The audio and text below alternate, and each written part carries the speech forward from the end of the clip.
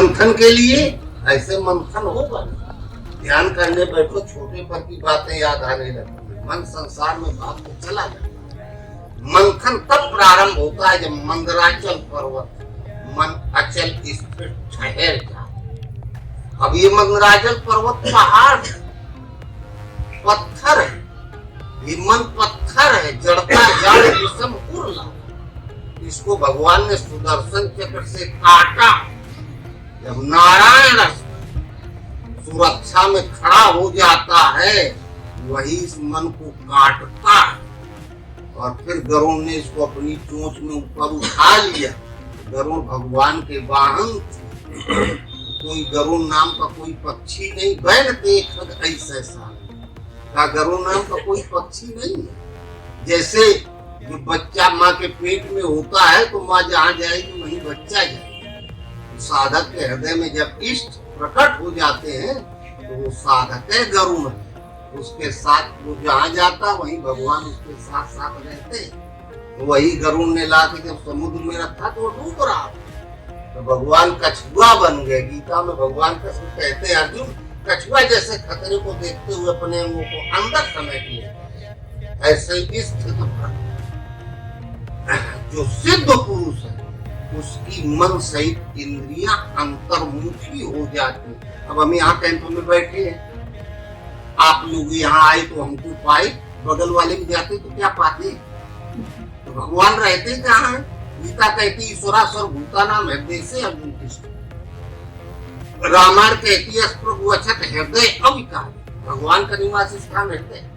कबीर कहते हैं को मक्का को मदीना खोजे, को काशी को मथुरा में, कहीं कबीर सुनो भाई साधु हीरा घट के अंतराम।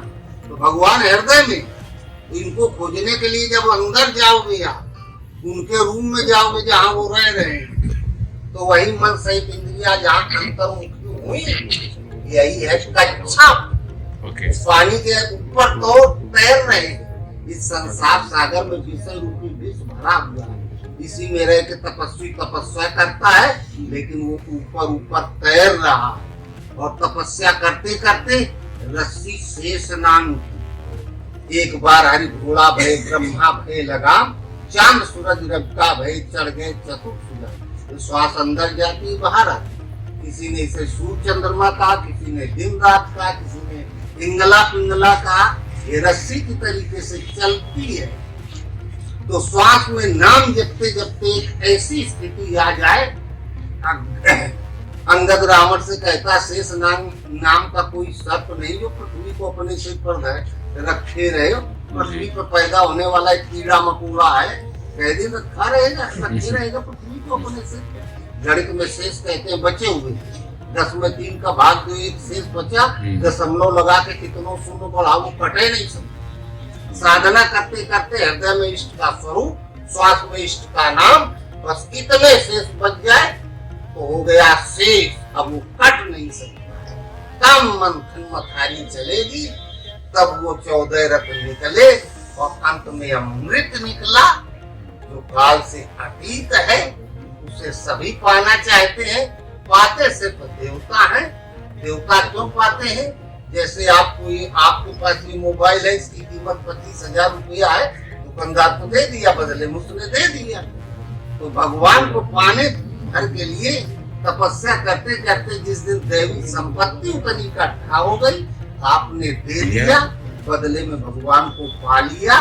तो ये कुंभ मेला है। कुंभ कहते हैं घड़े को, हर घट मेरा साइया सुनी से न कोई, बलिहारी घट दास की जा घट प्रकट।